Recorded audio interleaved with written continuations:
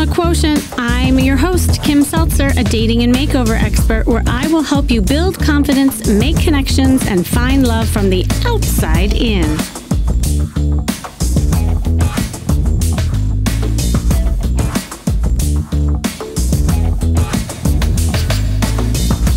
You might have heard a buzzword that has been gaining a lot of popularity, and that is mindfulness. Okay, so mindfulness means living in the present moment, basically overall. That's like a general way of looking at it. And essentially, it means being intentional, right? More aware and awake to each moment and being fully engaged in what is happening in one's surroundings. And you have to be with acceptance of everything and without judgment. And that's not easy to do. Some of, the people even refer to it as a type of meditation in which you focus on being intensely aware of what you're sensing and feeling in the moment without interpretation or judgment. Practicing mindfulness can involve breathing methods, it can be guided imagery, and other practices to relax the body and mind to help reduce the stress of whatever it is that's causing the stress. But have you ever thought about using this approach to dating? If you approach dating in a conscious and proactive manner, there are a lot of benefits that you'll have. I mean, one, you'll have a sense of who you're looking for and have a better sense of yourself. You'll be able to set boundaries and practice the acceptance of difficult feelings and rejection. And you'll share thoughts, feelings, and needs with honesty and care. And while this all sounds good in theory, and it is an essential mindset when you're trying to meet someone, let's face it, it is easier said than done.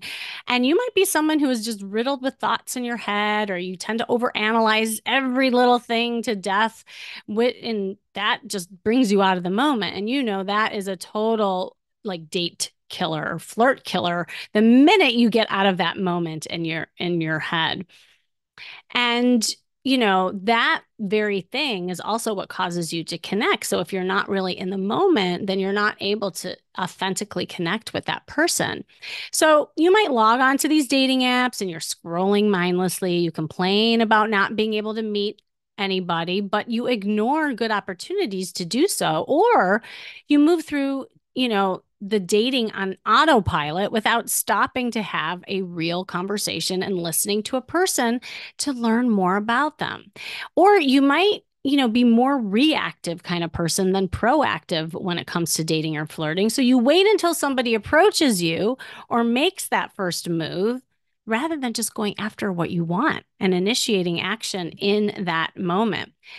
You might be worried about what they are thinking about you, comparing yourself to others, worried about getting hurt due to your past experiences, that you lose the opportunity to really get to know someone and create attraction in that moment. And none of that is fun or sexy, right?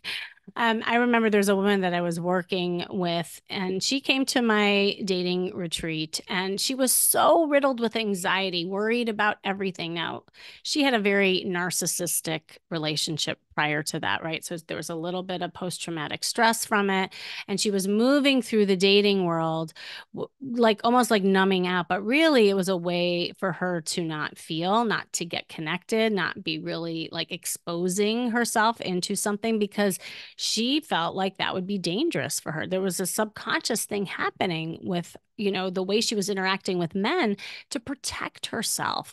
So she really had to learn how to get out of that kind of dating anxiety that she was having and be more present and playful, and just also not getting attached to the outcome. That's huge. It's something that I always practice with all of you. And so at the retreat, she really learned how to be silly and flirt, and she was dancing up a storm. And then I worked with her on not worrying about what's next, but really worrying about what is. And I'm happy to say, now she is just loving dating.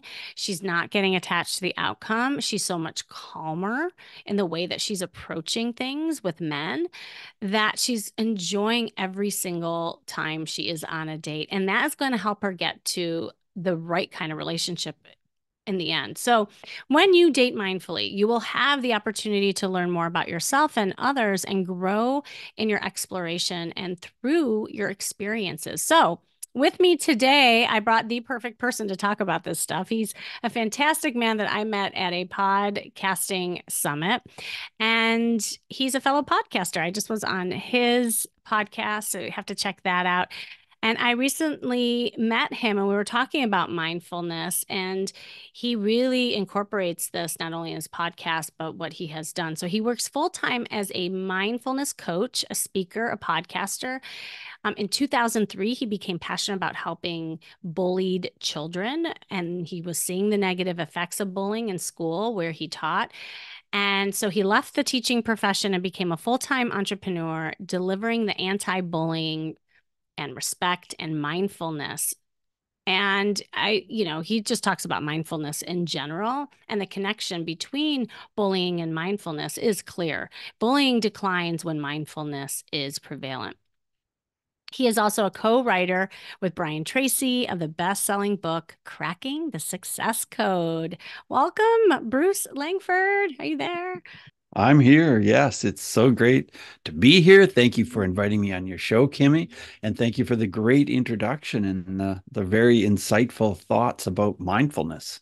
Oh my gosh, no, it's my pleasure and really excited to talk about this topic because I mean, you've been practicing this for years, but Yes. to me, it's almost a buzzword now. It's become more popular, and not just with dating, but just like in life in general. I think we are all getting so busy. There's so much stress that people are looking for ways to calm the system and be more present and deal with all the stress that a lot of us are facing. So thank you for doing this and coming on.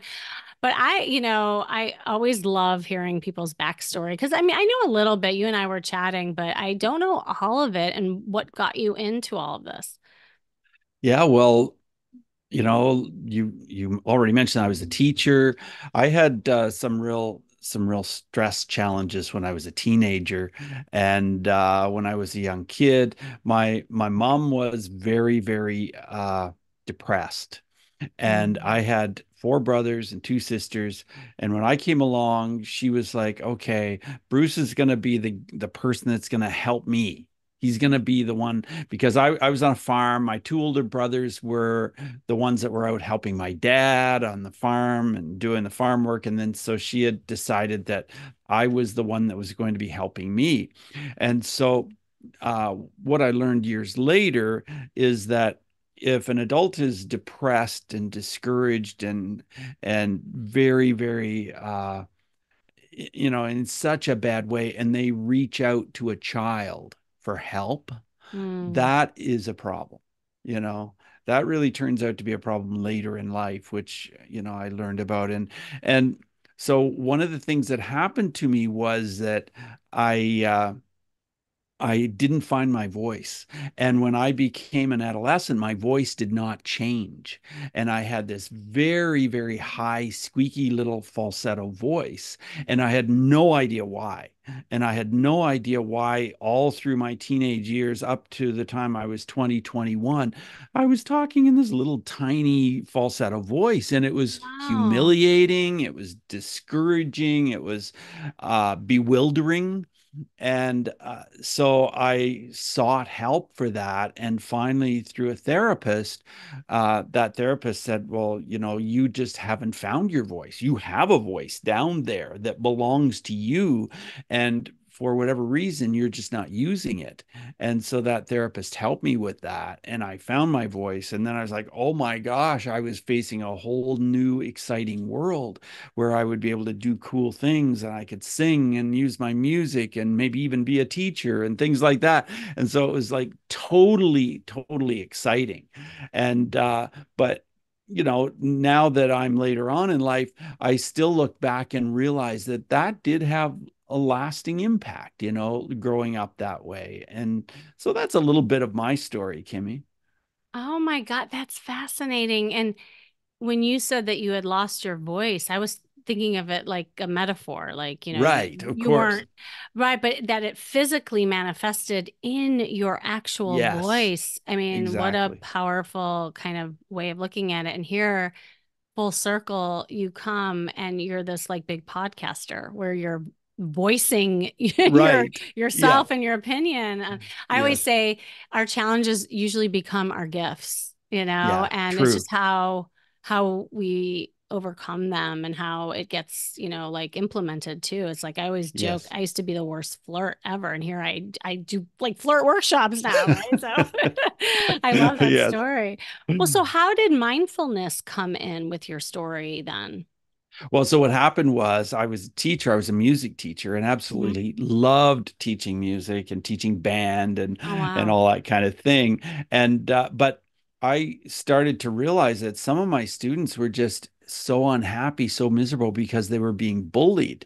And that took me Mhm. into that world of bullying prevention. And I just decided, hey, why shouldn't I be the one to get out there and help people make a difference? And this was way back in 2003 when not much was being done about this topic.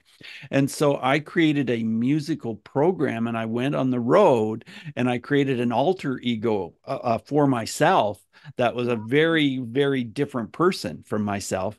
And so I was on stage all the time, day after day after day, presenting many, many hundreds and thousands of presentations on this topic. So I did that. And then I began to realize more and more that, if you can teach mindfulness to teachers and children and help them understand what that truly means, then bullying will just decrease, as you mentioned in the introduction.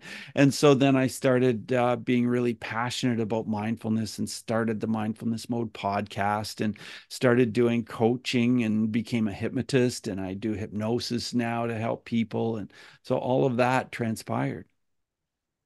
So here's an interesting question since we're talking about dating and mindfulness. Like, had you then incorporated mindfulness in your own life? And then did you ever use it with dating and relationships for yourself?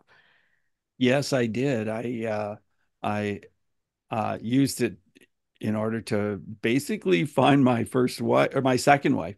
So what happened was I'll just cut it short. I took a Tony Robbins course, Uh-huh. and Yeah. in that course, he talked about, hey, finding the woman that is right for you and how to do that. And part of that involved mindfulness.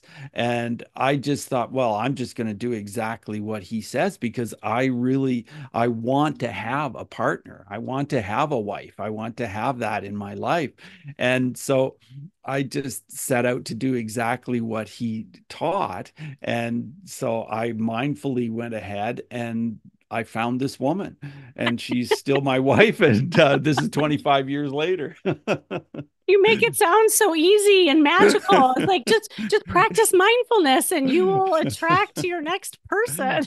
Well, Yes. it was magical. I will tell you that much because I was like, wow. I had just gone on a date with someone and I thought, well, that is not the person. I was quite sure of that. That is not the right person. And so then I just did these things that he taught. And then I'm like, oh, wow, maybe this is the person. And I had a photo of her, but I'd never dated her or anything like that. And I Oh. remember I drove out to visit my dad because he was always a really good judge of people, it seemed to me. And so I showed him a photo of this girl, and I said to him, "So, what do you think about this girl? Do you think I should ask her out on a date?"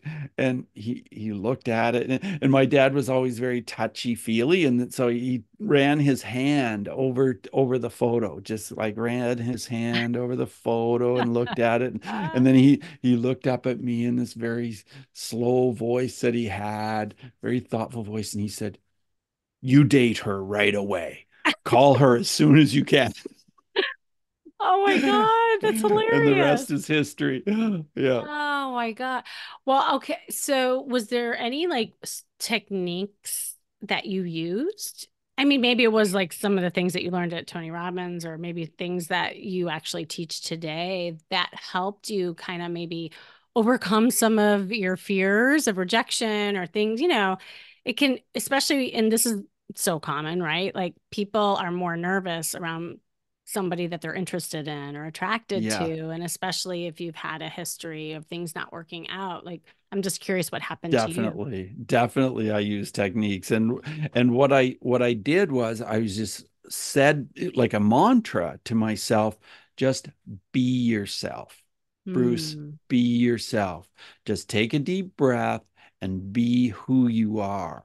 And just go right through that. Don't try to be someone else or be different or anything else. Just be who you are, and that's probably the best way, because then if this person you know doesn't think that you're the right person for them, then that's good, Hmm. because Hmm. I'm not the right person for them. So Yeah, that's actually a really important point, especially given some of the dynamics that you shared with your story, because I work with a lot of people, and maybe you listening are one of them, where you grew up being the caretaker. You had that role, and either you were told by a parent that you had to do that, or you took it upon yourself. There was some sort of underlying message that you mhm, had to do that. So that's where your confidence lived, right? Like your right. confidence lived in being the helper and the Yes. pleaser and all of that.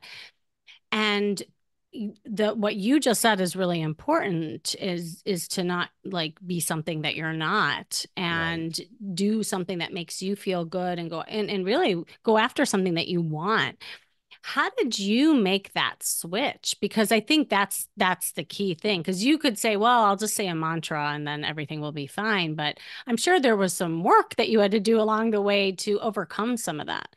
Yeah, there was. So I just uh yeah, I did a lot of the work just by um meditation and just Mm. being alone. I remember, oh, I just wanted to be alone. I just felt like, okay, this is what I need to do right now. And I remember moving into this little house and putting dark curtains on the windows.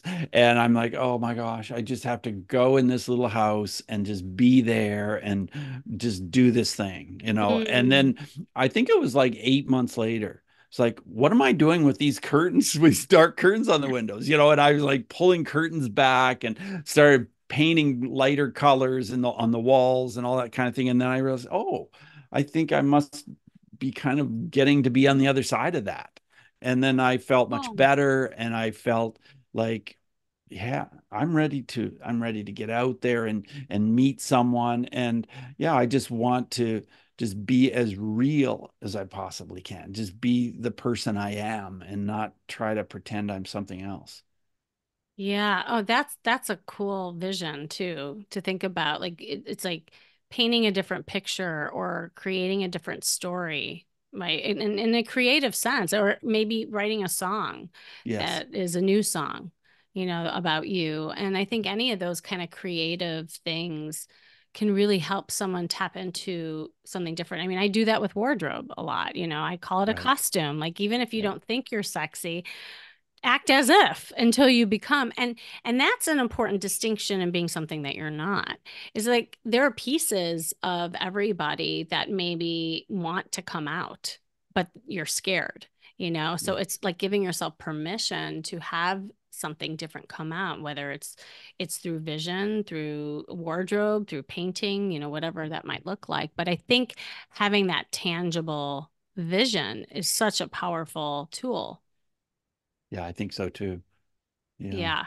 Um, what would you say to someone then? And maybe this is just not just you, but like maybe in the practice that you have right now, I'm sure you see this all the time. People who feel like they want to give up or like things aren't working. Are there certain techniques or tools that you give them to help them with that? Yeah, I think that it's really important to know, to understand, to have clarity about who you are and what you want in life, so that then you can go ahead and search out what's right for you. So I always use a little acronym on the word calm, and the C Mm. stands for clarity, because I think we have to gain clarity about ourselves and what we want and what we're going for. And I think it can be a very, very challenging thing to get that clarity. And a lot of times I think that um, people sometimes use substances because, we Oh, think, oh yeah. my gosh, I feel so stressed, and I feel so, oh my gosh, I just am not sure how to do this. So I'll smoke something, or I'll, drink alcohol, or whatever it happens to be. And the problem with that is then you're not presenting yourself as the person you really truly are. Mm-hmm. And it's not like I'm dead set against substances. It's just that it can lead you to this bad spot of not being genuine. You're not the person that you really are. So I think that if you can gain clarity on who you are and then move forward from there, it can really help you. Absolutely. So what's the ALM? Well, the A for I just think this is so important to be active, to Uh-huh. get out there, to like whatever works for you, whether it's like walking or running or playing sports or lifting weights or whatever it is. And I think in this world, so many of us we just don't do that thing, that activity, whatever it is, to really gets us going. It gets us excited. It gives us that adrenaline. It gets our adrenaline going. And I think that that's missing in a lot of people's lives. So that's the A. The L is letting go, learning what Mm. that truly means, because that's a mystery to a lot of people. And the Yeah. M is meditation. And so I just think that we've got to find some form of meditation, and it will be different for everyone, you know? Yeah, can we talk a little bit about that? Because we actually talked about this on your podcast as well. And I'll be perfectly honest. I'm not a woo-woo girl at all.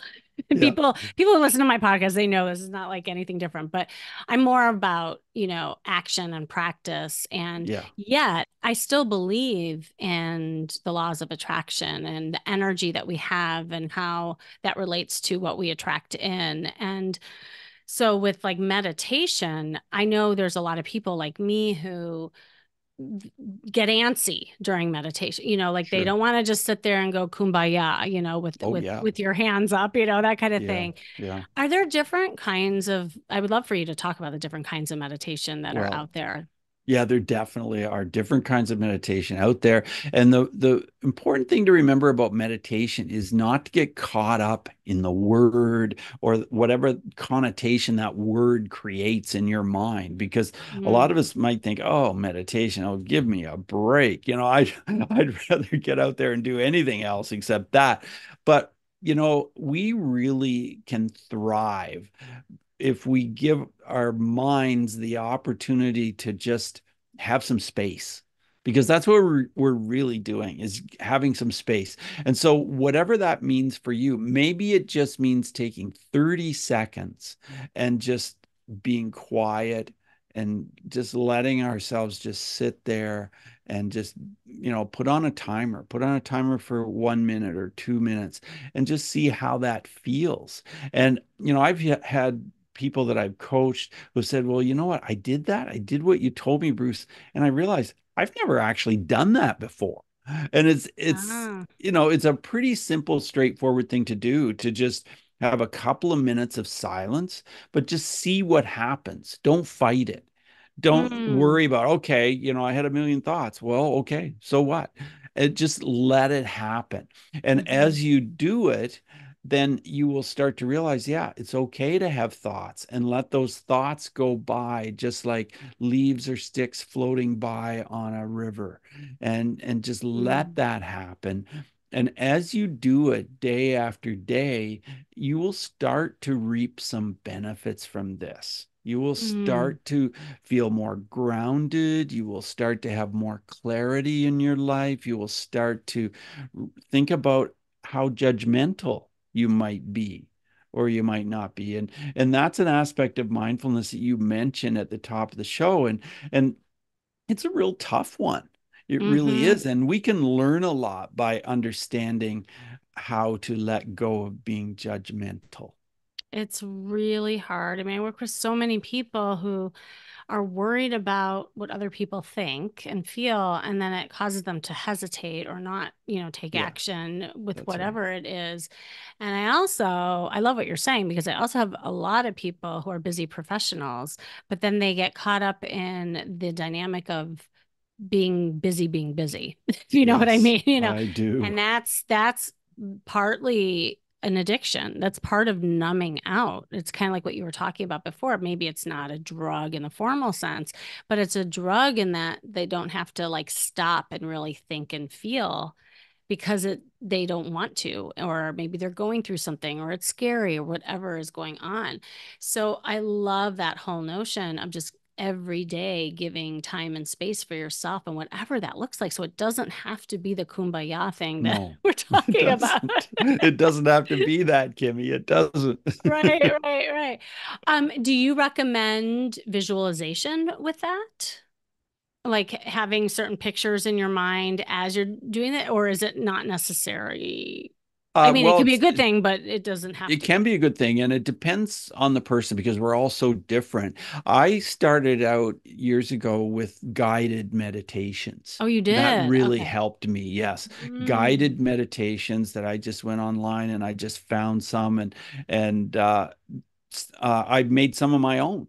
I just thought, oh, I can do this. I'll just record a guided meditation, and so it did include visualizations because I'm a very visual person. So for yeah. me, that really helped to just go through this whole process of visualization. And I'm like, oh, that really is calming. Oh, it does help me feel more grounded. And especially after a few days of doing it, it's just like, oh, I can't afford not to do that. That's Yeah, really yeah. cool. No, that's awesome. Well, I have a weird follow-up question then, because this is something that I teach my clients and I even do in my own life. Could movement be part of meditation? For instance, like dance or Oh, something? definitely. Yeah, Yeah. definitely. And there's walking meditations Mm-hmm. and some people find that when they run that that's a form of meditation for them. So definitely movement can be part of meditation. Absolutely. Well, and the thing with meditation and whatever form, like that we're talking about, it helps so much with dating because most people are in their heads and not enough in their bodies. I mean, that's the problem right there. So Yes. if Yeah. you do something where it puts your body in a state of calm, in a state of presence, in a state of, really being able to hear somebody and listen, then again, like dating becomes so much easier because you're Yeah. grounded more as you walk Yes. in. Like I actually have people make a Spotify list of their favorite like dance songs, and I tell them to play those songs and dance before they go out on a date because that'll help them get in the mood in that state.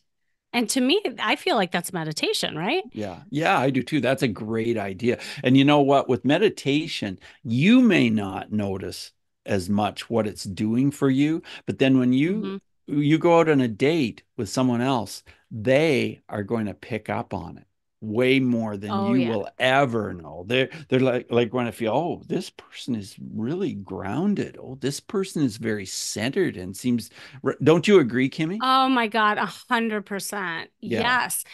I mean, you'll feel a difference. And then because of that, the person you're on a date with is going to feel that just calmness from you.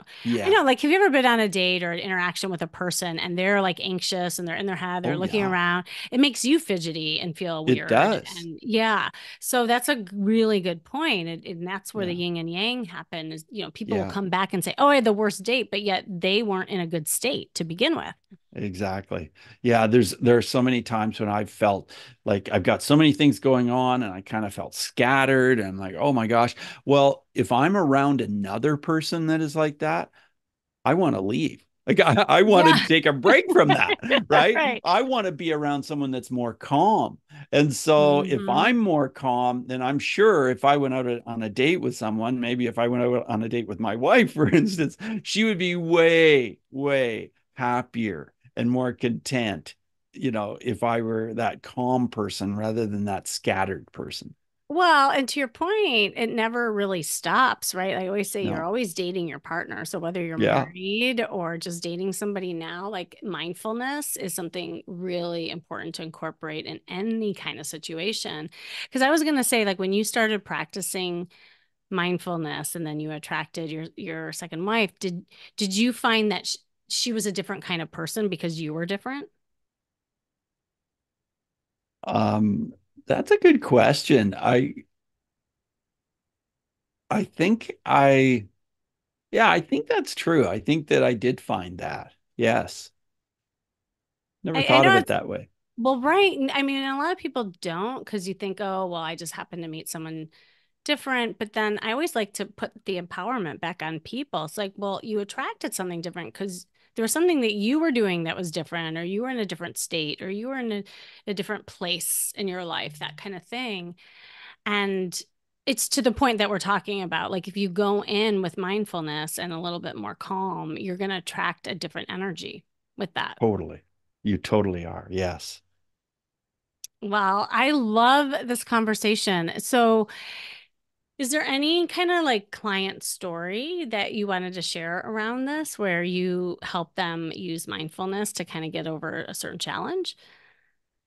Yes, I've got so many of them. And especially since I started doing hypnosis a few years ago and I'm able to help people through hypnosis. It's just so incredible because even I'm guiding them through this process and I'm like amazed at how far they are coming in. And so uh I worked with a woman who had been married for 20 years and then one day after she made breakfast, her husband got up, he walked out the door, got in her pickup truck, and he said, I'm out of here. I'm leaving.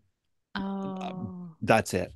And he drove off, and that was it. And she did not have any idea this was coming. And so for like several months, she was in a haze. She was just mm-hmm. like, oh my gosh, what's happened? And so someone that I knew said, "Oh, you should contact Bruce. Maybe he can help you," because she was just having so much anxiety and she was like hardly able to function because she's like, "Oh my gosh, what happened here? What's going on?" And so I started working with her, and when I first started working with her, she said, "I just have pain in my whole entire body. I have pain in Mm. my feet. I have pain in my legs, my arms, my shoulders, my neck." And so, like, I worked with her. Not that I work specifically with pain, because I don't normally. I work with anxiety and stress and that kind of thing. But we worked on that and we worked on different issues. And after working with her for about 2 months, one day we were on a session and she said, Bruce, I have to ask you a silly question. She said, um, I I can't remember my issues when I first started working with you. I can't Wow. remember what was going on with my issues. I know, my husband left and all that, but I can't really remember the specifics. And uh, so I would always have my clients fill out an intake form. And so, we had the form and everything. And I said, "Do you remember that pain you were feeling in all these different parts of your body?" She said, "Oh my gosh, I forgot that. I completely forgot." And so it was just so Wow. incredible to to find that she had gone to that point. She had made such a major transition. And so she didn't have any more pain. No, she didn't have any more Wow. pain.